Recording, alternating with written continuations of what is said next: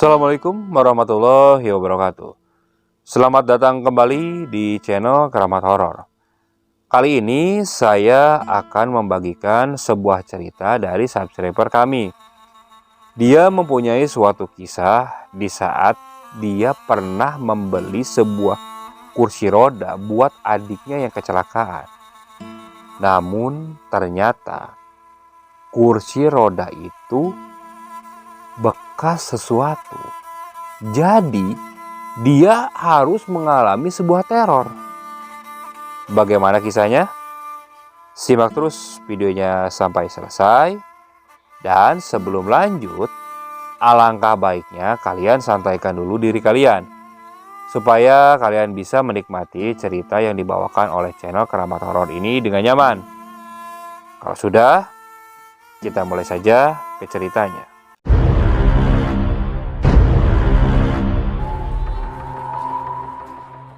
Siang itu aku mendapatkan kabar dari pamanku kalau adikku yang kuliah di daerah Tasik mengalami sebuah kecelakaan dari sepeda motor.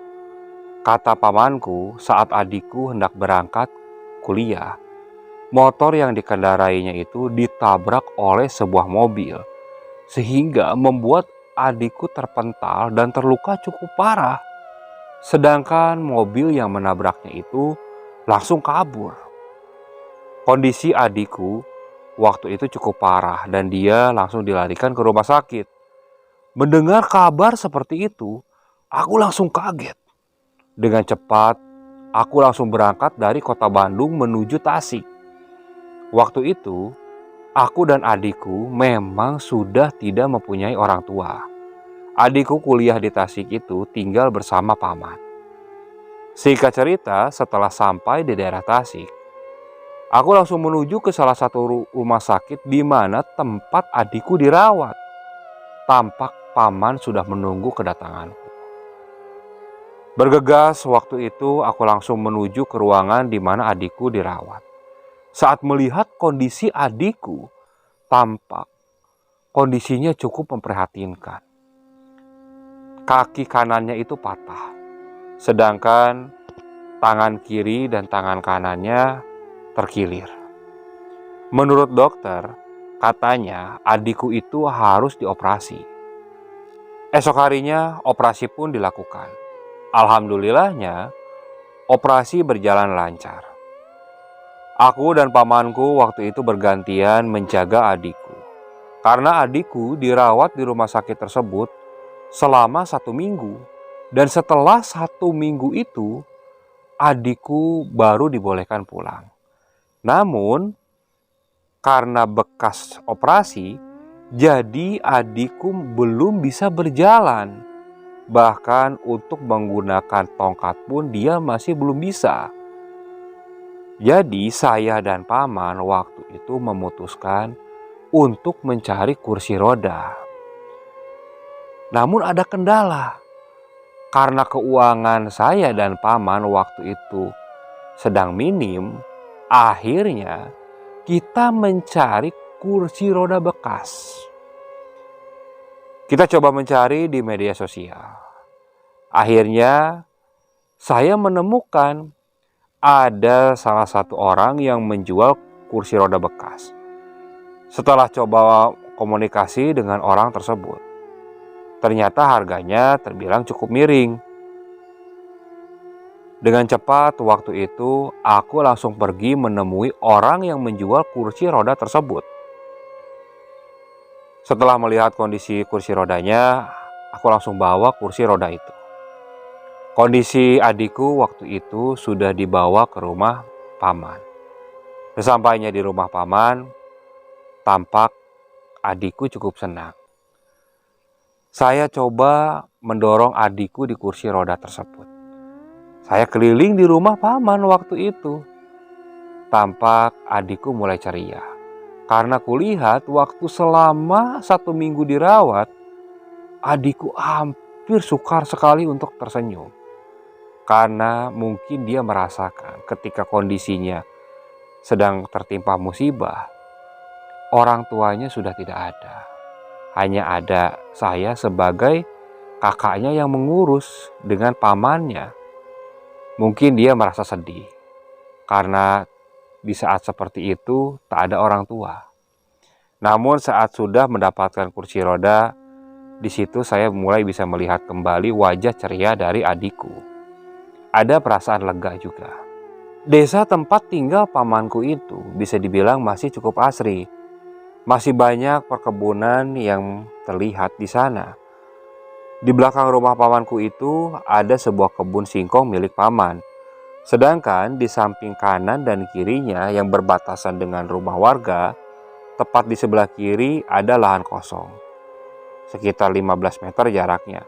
Baru rumah tetangganya. Sedangkan yang di sebelah kanan itu ada perkebunan pisang yang memang tidak terlalu luas.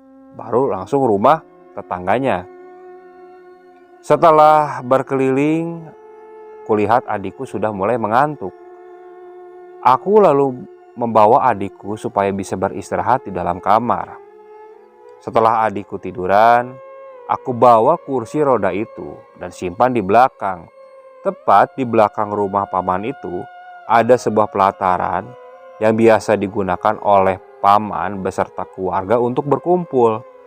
Jadi tempat berkumpul pamanku itu yaitu di belakang rumah, langsung menghadap ke arah kebun singkong.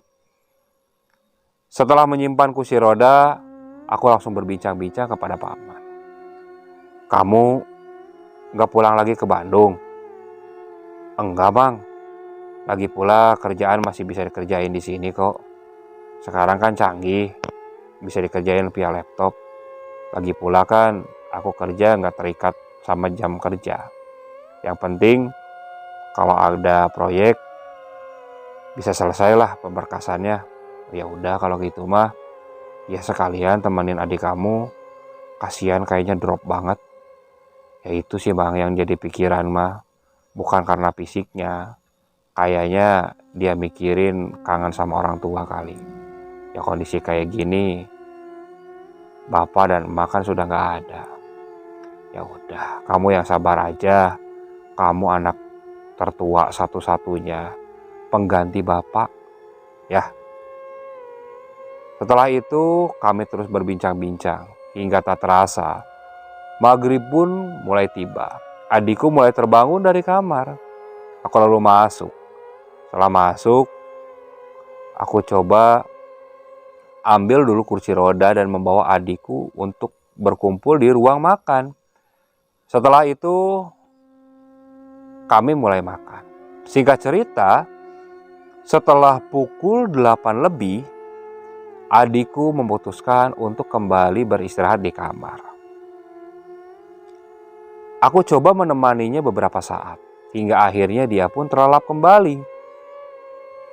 Kursi roda waktu itu aku simpan kembali di belakang. Namun, saat menyimpan kursi roda itu, tepat ketika saya membelakangi kursi roda, perasaan saya seperti mengatakan atau melihat ada sesosok yang duduk di kursi roda itu.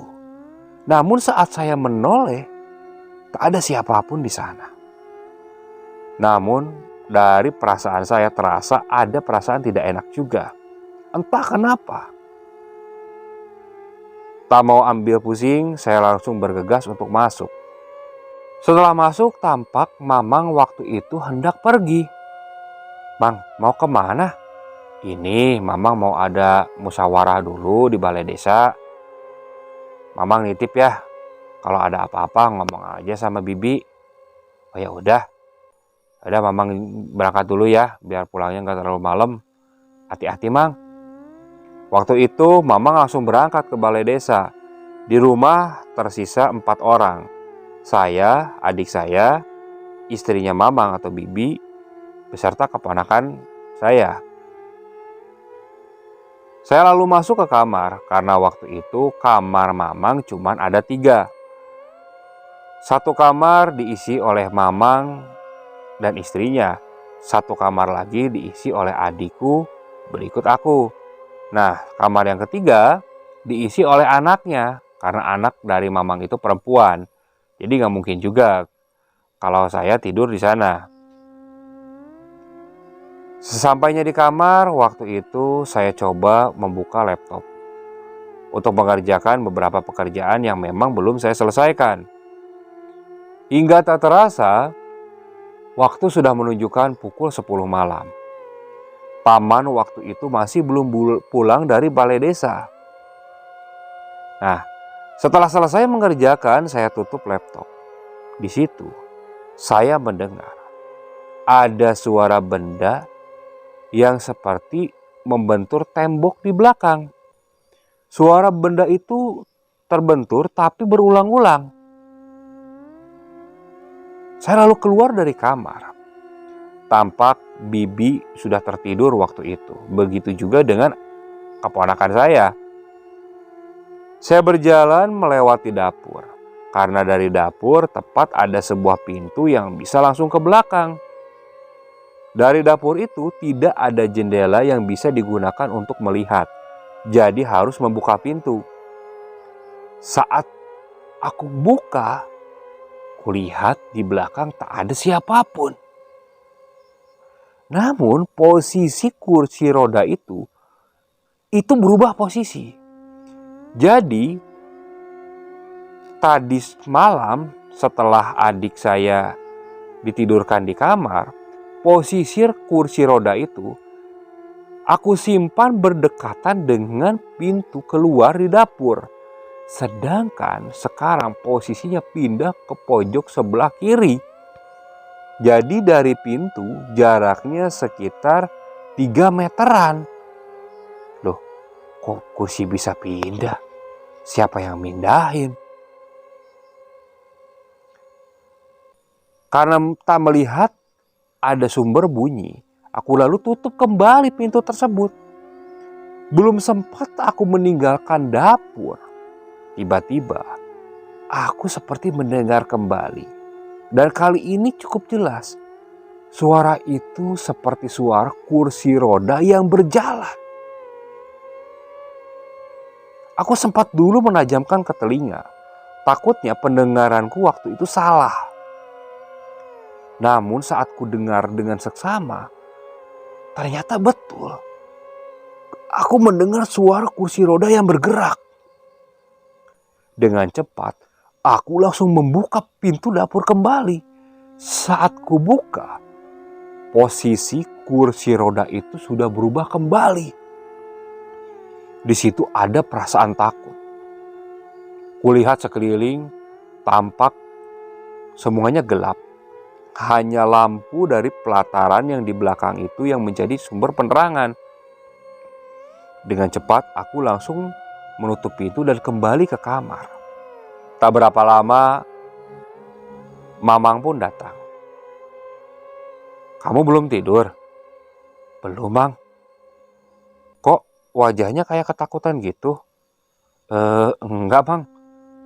"Jangan bohong, kenapa?" "Enggak, kurang tidur kali, saya kecapean." "Ya udah sana tidur cepet." Mamang langsung masuk ke kamar. Nah, malam itu aku masih berpikir, kok bisa? Apa ada setan yang sengaja iseng? Udahlah, biarin aja. Hingga akhirnya aku pun langsung tidur. Esok harinya pagi-pagi saat bangun, kulihat adikku sudah bangun duluan. Dari wajahnya terlihat dia sudah lebih bersemangat. Setelah saya mencuci muka, dengan cepat saya bawa kursi roda tersebut. Tujuannya saya hendak membawa adik saya itu berkeliling desa. Karena suasana pagi udaranya masih cukup sejuk dan segar. Saat adik saya didudukan di kursi roda. Kenapa, Dek? Kok kayak beda sekarang? Beda kenapa? Kok adik ngerasain badan pada sakit ya, pas duduk di sini? Perasaan tadi pas adik bangun, badan biasa-biasa aja,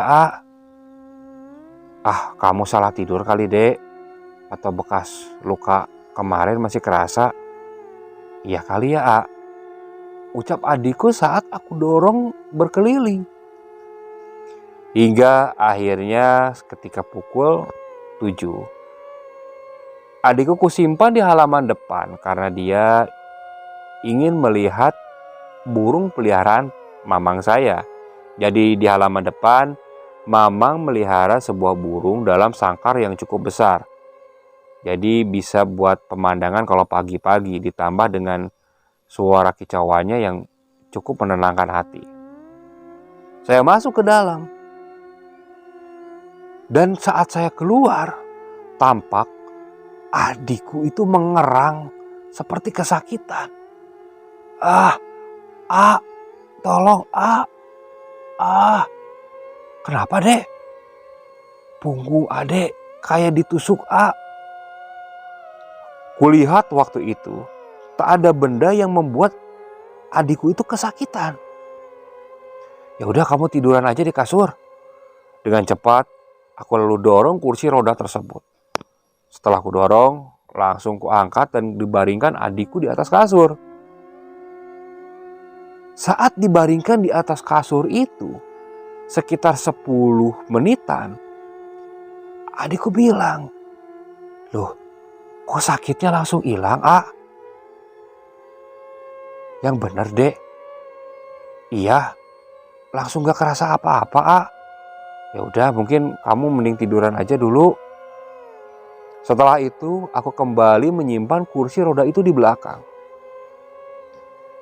Mamang waktu itu sudah beraktivitas seperti biasa. Aktivitas Mamang memang sebagai petani. Jadi dia ketika pagi hari sudah pergi ke sawah. Sedangkan Bibi masih di rumah. Waktu itu saya memang belum menceritakan kejadian yang saya lihat tadi malam. Hingga akhirnya malam pun tiba. Waktu itu Mamang tidak pergi kemana-mana. Jadi menemani kami di rumah. Saat pukul 8 malam, waktu itu adikku enggan untuk naik ke kursi roda. Jadi dia hanya diam di dalam kamar. Saat sedang berbincang di depan, saya coba menceritakan kejadian yang saya lihat tadi malam. Mamang sepertinya tidak percaya. "Wah, masa iya sih?" "Iya, Mang. Saya nggak bohong loh, Mang. Jadi pas malam itu Asep denger suara kursi roda, tapi pas buka nggak ada apa-apa, Mang." "Kamu dapat kursi roda dari mana, Sep?" "Dapat dari media sosial, Mang.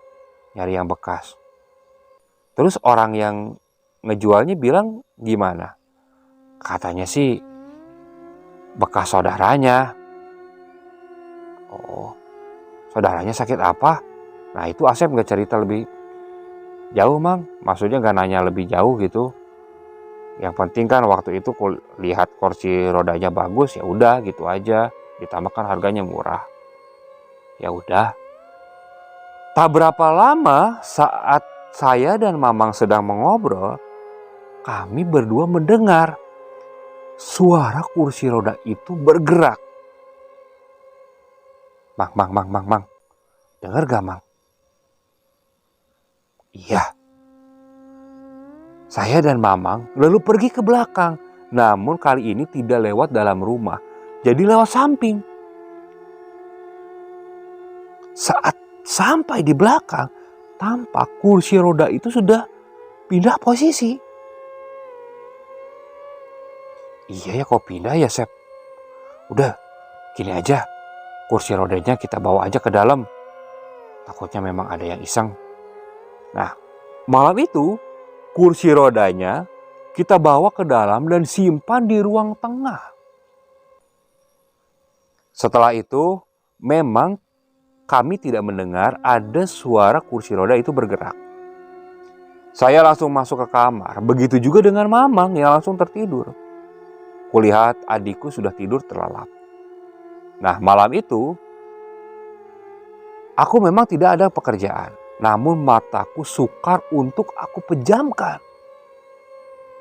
Posisi kamar tempat adikku tidur posisinya paling depan. Jadi pintunya langsung menuju ruang tamu.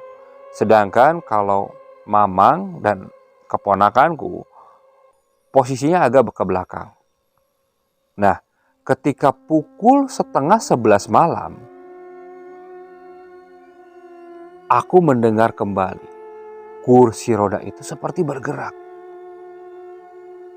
Namun kali ini seperti sedang diayun-ayunkan. Jadi tidak dimaju mundurkan, dari sumber bunyinya terdengar seperti itu. Nah, karena penasaran, aku lalu berjalan. Saat membuka gordeng yang menjadi pembatas antara pintu ke ruang tengah, kulihat di situ ada sesosok pocong yang sedang duduk di kursi roda. Wajahnya berlumuran darah. Bahkan wajah pocong itu sudah hancur tidak karuan. Kainnya lusuh, berwarna coklat seperti bercampur dengan tanah. Sosok pocong itu menggerak-gerakkan kursi roda. Aku sempat diam beberapa saat karena terkesima melihat penampakan itu. Seakan tak percaya dengan apa yang kulihat. Hingga akhirnya saat pocong itu menatap ke arah saya, di situ langsung ada perasaan sadar dan tubuh saya serasa disetrum oleh sesuatu. Dengan cepat, saya langsung berlari ke kamar. Pintu langsung saya tutup. Saya coba terus mendengarkan. Kursi roda itu tidak kembali berbunyi. Sekitar 10 menit, saya cuma diam di dekat pintu. Nah, setelah 10 menit itu, saya coba melihat kembali. Apa pocong itu masih ada atau tidak? Namun saat saya buka, tampak kursi roda itu sudah berada di depan pintu kamar. Dengan sosok pocongnya yang menatap langsung ke arah saya. Dengan cepat saya langsung berteriak sambil memejamkan mata. "Mang, setan! Mang, setan! Tolong! Tolong!" Teriakanku akhirnya membangunkan seisi rumah, termasuk keponakan saya. Mamang, bibi, termasuk keponakan saya dan adik saya yang tertidur pun langsung terbangun. Saya masih menutup mata waktu itu. "Sep, Sep, kamu kenapa, Sep?" "Mang, Mang, itu Mang, di kursi roda, Mang. Mang, ada pocongnya, Mang. Mang, Mang, Sep, Sep, Eling, Sep, Sep." Mamang waktu itu coba menyadarkanku. Saat ku buka, ternyata sosok pocong itu sudah tidak ada. "Mang, Mang, tadi bener, Mang. Asep lihat, Mang. Itu ada pocong, Mang, di kursi roda, Mang." "Ah, kamu ngigo kali, Sep." "Enggak, Bang, bener, Bang. Ini kursi rodanya tadi di pojok sana, Bang." Udah. Udah malam, udah. Tuh, adik kamu lihat tuh, jadi bangun. Udah, nanti kita bicarain siang lagi. Udah, kursi rodanya ntar dikeluarin aja. Mamang waktu itu langsung mendorong kursi roda itu dan disimpan di luar rumah. Aku waktu itu langsung coba tidur di samping adikku. "Ah, emang lihat apa?" "Ah, enggak, Dek. Mungkin AA halusinasi kali." "Ya udah tuh, AA istirahat. AA capek kali, kurang tidur." "Iya kali ya, Dek. Maaf nih jadi ngebangunin Adek." "Iya, nggak apa-apa." Setelah itu, aku lalu coba untuk beristirahat. Nah, saat tidur, di situ aku bermimpi. Di mimpi, posisinya aku berada di ranjang. Nah, di kamar itu tampak ada pocong yang duduk di kursi roda. Wajah pocong itu sama persis dengan pocong yang kulihat tadi di ruang tamu. Namun kini pocong itu terus menatapku dengan tatapan yang cukup tajam. Ya walaupun wajahnya rusak, tapi posisi bola matanya itu ada sebelah. Jadi bisa terlihat dari sorot matanya yang terus menatap. Dalam mimpi itu aku hanya terduduk di atas ranjang. Namun posisi adikku waktu itu tertidur. Aku coba untuk berteriak, namun adikku yang tertidur di sampingku itu seperti tidak mendengar suaraku. Tampak tak berapa lama, pocong itu mulai menggerakkan kursi rodanya mendekat ke arah ranjang. Di situ, aku lalu coba untuk loncat dari ranjang. Namun, posisinya waktu itu kakiku tidak bisa digerakkan. Hingga tak berapa lama, pocong itu langsung berdekatan dengan di ranjang. Tepat, pocong itu langsung terus saja menatap ke arahku dengan wajahnya yang hancur. Aku waktu itu terus saja berteriak hingga akhirnya adikku yang tidur di sebelahku membangunkanku. Karena katanya saat aku tertidur, aku terus ngigau dan berteriak-teriak, ada pocong, ada pocong. Saat bangun, aku masih belum bisa mencerna kesadaranku. Jadi posisinya masih terasa mimpi itu seperti nyata. Hingga akhirnya paman masuk ke kamar. "Sep, kamu kenapa lagi?" "Mimpi bang, mimpi buruk." "Udah sana, cuci muka dulu." Bergegas waktu itu aku langsung pergi ke kamar mandi. Karena kulihat jam sudah menunjukkan pukul 5:30 pagi. Nah, setelah dari air, aku tanya adikku, "Apa mau jalan-jalan gak?" Adikku hanya mengangguk. Ku ambil kursi roda dari depan. Adikku lalu kupangku dan didudukkan di kursi roda itu. Aku coba dorong kursi roda itu tepat sampai di ruang tamu. Niatnya adikku supaya sarapan dulu. Nah, sampai di meja makan, ada yang aneh dengan adikku. Adikku hanya tertunduk waktu itu. "Dek, dek, adek." Kupanggil namanya, namun dia tetap saja menunduk. Mamang yang waktu itu dari dapur melihat adikku cukup heran juga. Lalu dihampiri. "Sep, kenapa?" "Gak tahu, Mang. Tadi mah baik-baik aja. Kok diem gini, dek? Dek?" Dan tak berapa lama, adikku lalu melotot ke arahku sambil menggeram. Di situ saya kaget karena dari tatapan matanya itu seperti bukan adikku. "Astagfirullah, dek, kamu kenapa, dek?"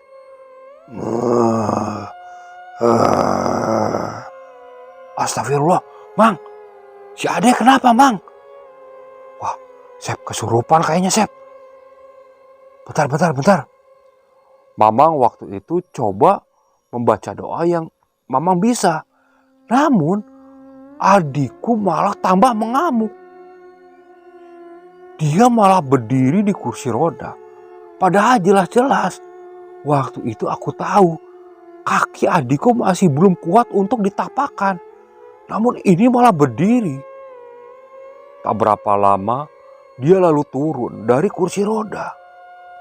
Namun posisi tangannya itu seperti dilipat ke perutnya. Loh. "Dek, sadar, Dek. Istighfar, Dek." Adikku itu terus saja menatap ke arahku sambil menggeram. Tak berapa lama, bibi waktu itu membawa Al-Quran dan ditempelkan ke kepala adikku. Dan tak berapa lama, adikku langsung tak sadarkan diri. Dengan cepat aku langsung menangkap tubuhnya. Langsung kubopong dan masuk ke dalam kamar. "Duh, Bang, kayaknya ada yang gak beres, Bang. Udah keluarin kursi rodanya." Cepat-cepat aku keluarkan kursi roda itu. "Gimana tuh, Mang?" "Bentar, Mamang cari orang dulu." Mamangku langsung pergi keluar rumah. Dia sambil berlari tergesa-gesa. Sekitar 15 menit kemudian, Mamang datang dengan salah seorang tetangganya. Saat masuk ke dalam kamar, Mamang menjelaskan bahwa adikku tadi kesurupan. Orang yang dibawa oleh Mamang itu hanya tersenyum. Udah, biarin. Gak apa-apa keponakanmu mah. Cuman masalahnya itu dari kursi roda kayaknya. Emang kenapa, Pak, kursi rodanya? Itu kursi rodanya kayaknya ada penunggunya. Kamu dapat dari mana? Dari orang di media sosial. Katanya bekas apa? Ya bilangnya sih bekas saudaranya. Cuman gak nanya lebih jauh. Nih maaf ya. Menurut penglihatan saya, kursi roda itu dulunya bekas orang yang kecelakaan. Jadi sosok jinnya itu masih menempati kursi roda itu. Daripada membuat celaka, mending buang saja. Ya, kalau masalah adik kamu sekarang udah gak apa-apa. Udah aman. Cuman jangan didudukin di kursi roda itu lagi ya. Pesan saya, mending buang aja. Setelah itu orang itu langsung pergi. Mamang lalu bicara dengan saya. Sep, gimana? Ya udah Bang, mending buang aja lah. Aku gak mau ambil resiko Bang. Kan malam sebelumnya juga udah diteror gitu.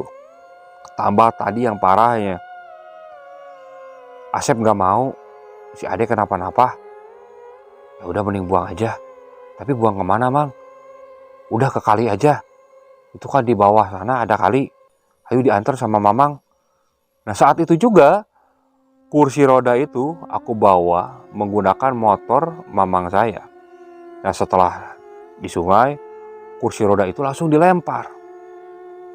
Bergegas setelah membuang kursi roda itu, saya langsung kembali ke rumah. Tak berapa lama adikku sudah siuman.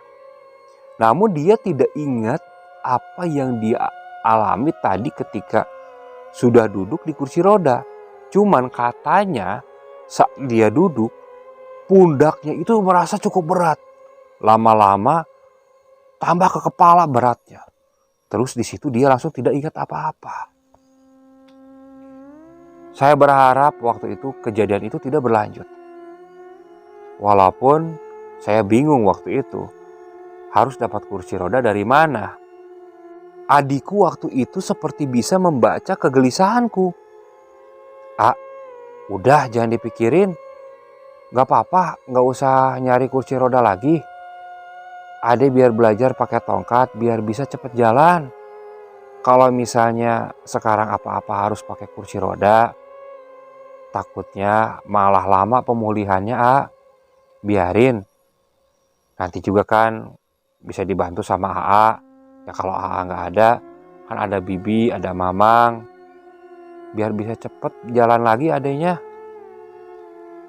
Ya udah, tapi kamu hati-hati jangan maksain ya. Iya, udah AA yang tenang. Di situ perasaanku langsung mulai tenang. Namun masih ada rasa penasaran. Aku coba telepon orang yang menjual kursi roda tersebut. Setelah aku desak, dia mulai bercerita. Katanya kursi roda itu bekas tetangganya. Dulu memang tetangganya kecelakaan. Kursi roda itu awalnya rusak. Dia langsung perbaiki. Jadi kondisi waktu dijual ke saya itu, kursi rodanya sudah diperbaiki. Namun katanya selama kursi roda tinggal di rumahnya, dia mengalami hal-hal yang aneh. Tapi kenapa saat kursi roda itu dipakai adik saya, mulailah ada kejadian aneh. Saya tak mau berpikir lebih panjang lagi. Yang penting teror itu sudah berakhir dan kursi roda itu sudah aku buang. Jadi aku berharap tak ada kejadian serupa yang terulang. Oke, sekian untuk cerita kali ini. Saya mohon maaf apabila masih banyak kekurangan dalam pembawaan ceritanya. Kritik dan sarannya silakan kalian bisa cantumkan di kolom komentar. Tetap support channel kami dan jangan lupa bagi para penonton yang masih belum subscribe, Alangkah baiknya kalian klik tombol subscribe-nya supaya kami bisa terus bersemangat untuk membawakan cerita-cerita lainnya. Dan bagi para penonton yang masih terus setia mengikuti channel Keramat Horor ini, saya ucapkan banyak-banyak terima kasih. Semoga kalian selalu diberi kesehatan dan selalu dilancarkan rezekinya. Oke, tunggu cerita selanjutnya. Assalamualaikum warahmatullahi wabarakatuh.